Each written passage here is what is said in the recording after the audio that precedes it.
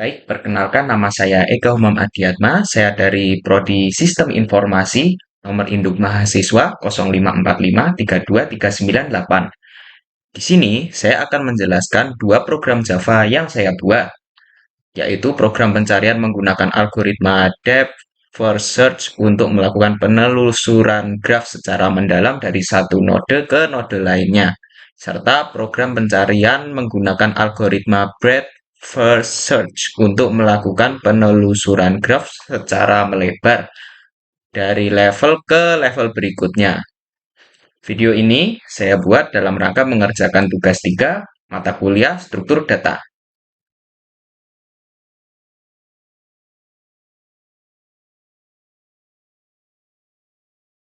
Oke, seperti biasa saya menggunakan jdoodle.com untuk menguji kode Java saya.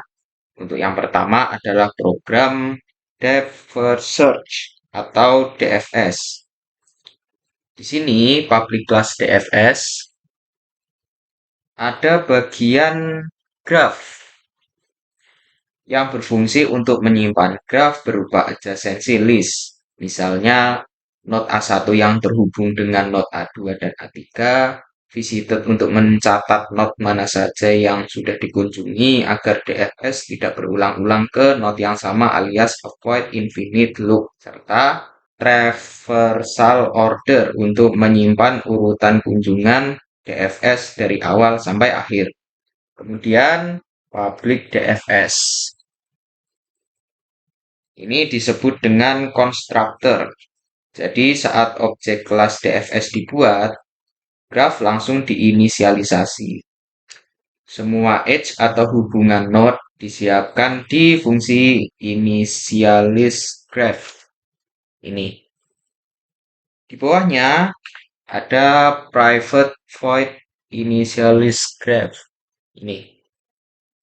Jadi, di sini saya menggunakan graf dengan 8 node dari A1 sampai A8.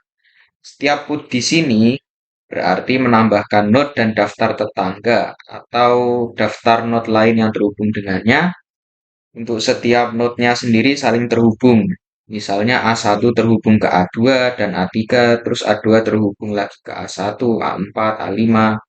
Nah, karena hubungannya dua arah, graf ini dapat dikatakan sebagai graf tidak berarah.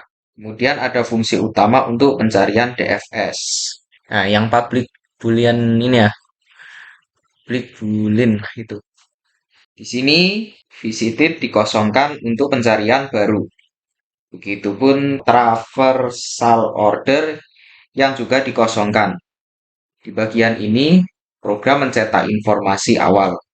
Pencarian DFS dilakukan melalui fungsi rekursif. Ini DFS rekursif ini. Def 0 artinya pencarian dimulai dari level paling atas. Terus bagian private boolean DFS rekursif ini merupakan inti algoritma atau fungsi rekursif DFS.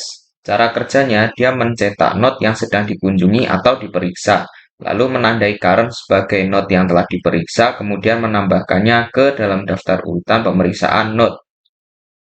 Nah, bagian ini, if current equal target. Ini merupakan kode pengecekan target. Jika node sekarang sama dengan tujuan, maka pencarian berhenti.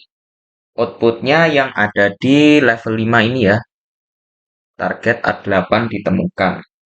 Kemudian kita ke bawahnya. Nah, di bawahnya yang list string neighbor ini fungsinya untuk menampilkan node lain yang terhubung atau node tetangga. Lebih jelasnya ini untuk mengambil daftar tetangga node saat ini, membuat daftar tetangga yang belum diperiksa, serta untuk memperjelas tahapan DFS. Ini yang sistem outprint.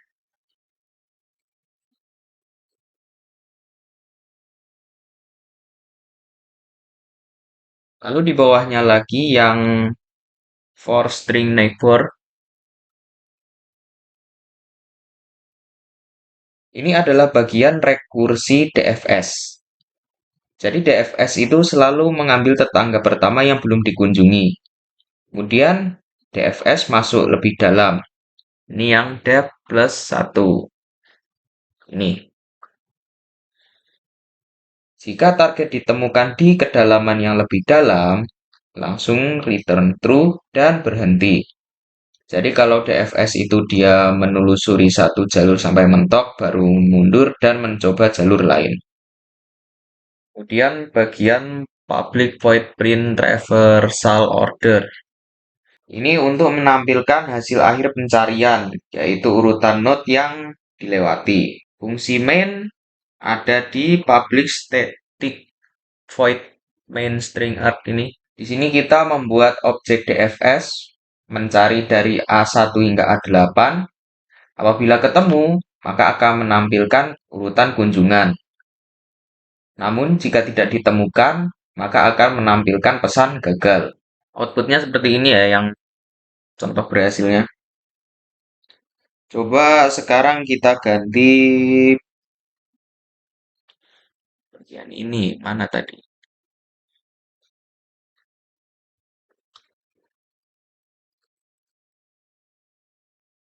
Ini yang bagian ini A8. Kita ganti misalnya A21 ya, yang ada lah intinya.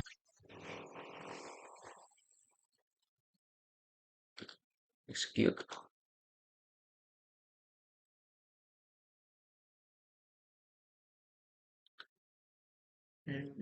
Nah ini, gagal ya. Target A21 tidak ditemukan. Kita ganti dengan yang ada. Kalau tadi A8 misalnya kita ganti A4 yang sama-sama ada. 4.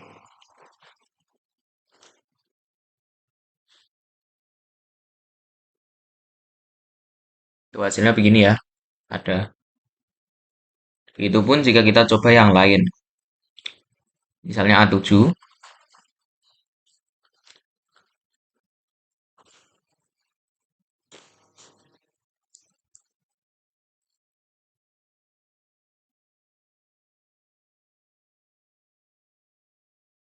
Oke, ada ya. Kemudian yang kedua adalah breadth first search atau BFS. Bagian public class BFS kurang lebihnya sama ya dengan yang DFS tadi. Ini public class. Mulai dari graph, visited, sama traversal order, semua fungsinya sama. Begitupun yang bagian konstruktor dan inisialisasi graph. Ini yang bagian public BFS. Struktur grafnya sama dengan yang DFS tadi untuk memudahkan perbandingan kedua algoritma. Bawahnya yang graph put ini itu merupakan struktur graf. Grafnya kan memiliki 8 node dengan hubungan tertentu. Graf ini membentuk struktur bercabang yang memungkinkan BFS melakukan penelusuran secara bertingkat. Kemudian ada fungsi BFS utama yang public boolean BFS search. Di sini kita menyiapkan variabel penting, yaitu struktur data utama dan kode untuk menampilkan informasi awal. Untuk struktur data utama yang visited, traversal order, sama yang queue string, ini queue string queue. Di sini queue merupakan inti BFS, di mana BFS bekerja dengan first in, first out, atau FIFO. Lalu node dimasukkan ke queue berdasarkan urutan level. Terus kalau yang untuk menampilkan informasi awal itu yang queue at start. Mana ya? Yang ini ya. Queue at start, visited at start, sama yang in level 0. Ini. Jadi start node langsung dimasukkan ke queue karena BFS selalu mulai dari sini. Nah, bagian proses BFS itu yang ini ya, yang while queue is empty, in level system out print line level ini. Jadi BFS itu bekerja per level. Level size di bagian ini menunjukkan berapa node yang ada pada level tersebut. Terus semua node pada level yang sama akan diproses dulu sebelum naik ke level berikutnya. Ini bagian for in sama dengan 0 i level size i plus plus. Untuk memproses node di dalam level. Bagian poll untuk mengambil node paling depan atau vivo. Lalu node tersebut dicatat dalam traversal order. Di tahap ini, BFS sedang mengunjungi node per level. If current equal target. Ini merupakan kode pengecekan target. Jika node sekarang adalah target, maka pencarian selesai. Nah, kemudian ada bagian untuk memasukkan tetangga ke queue, bagian listing neighbors. Ini untuk mengambil daftar seluruh node yang terhubung dengan node yang sedang diproses dan menyimpannya ke dalam neighbors. Apabila node ternyata tidak punya koneksi, program tetap aman karena diberi daftar kosong sebagai nilai default. Lalu program melakukan pengecekan satu persatu pada setiap node yang terhubung melalui for string neighbor. Ya, jadi ini dilakukan agar tidak terjadi loop karena BFS harus memastikan setiap node hanya diproses sekali. Node ditambahkan ke visited agar node tersebut tidak akan masuk lagi ke queue proses berikutnya. Di sini node-node yang baru ditemukan akan dimasukkan ke dalam queue secara berurutan. Karena queue bekerja berdasarkan konsep Vivo first in first out tadi, node yang masuk duluan akan diproses duluan. Inilah cara kerja dari BFS. Sini juga node dimasukkan ke dalam new neighbors hanya sebagai dokumentasi untuk ditampilkan sebagai informasi proses pencarian. Dengan cara ini, BFS dapat bergerak dari node awal ke seluruh node pada level yang sama sebelum turun ke level berikutnya. Inilah yang membuat BFS menelusuri graf secara bertahap atau level order traversal. Terus yang di bawah sistem outprint line itu ada level plus plus ini. Ini untuk menaikkan level ya. Setelah semua node pada level yang sama diproses, lalu BFS naik ke level yang lebih dalam. Return false yang ada di bawahnya itu merupakan akhir pencarian jika queue kosong dan target tidak ditemukan. Kemudian, public void print traversal order merupakan perintah untuk memperlihatkan jalur BFS yang dieksekusi program. Terakhir, yang public static void main ini ke bawah merupakan fungsi main. Di sini program melakukan BFS dari A1 ke A8. Apabila target ditemukan, maka output akan menampilkan jalur penelusuran BFS. Namun jika tidak, akan ada pesan yang muncul bahwa target tidak ada dalam graf. Ya, kurang lebihnya sama ya dengan yang DFS tadi.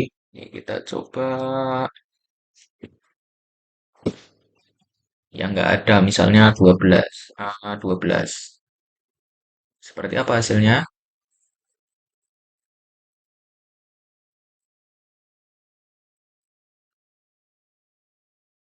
Nah, ini ya, target A12 tidak ditemukan.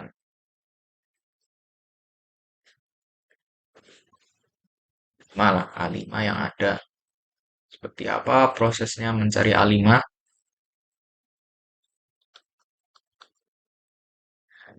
Ini ya. Secara keseluruhan, metode yang digunakan DFS adalah menelusuri sedalam mungkin. Sementara BFS, metode penelusurannya adalah melebar per level. Jadi DFS cocok untuk eksplorasi jalur, sementara BFS contoh untuk menemukan jalur terpendek dalam graf yang tidak berbobot. Sekian video ini saya buat.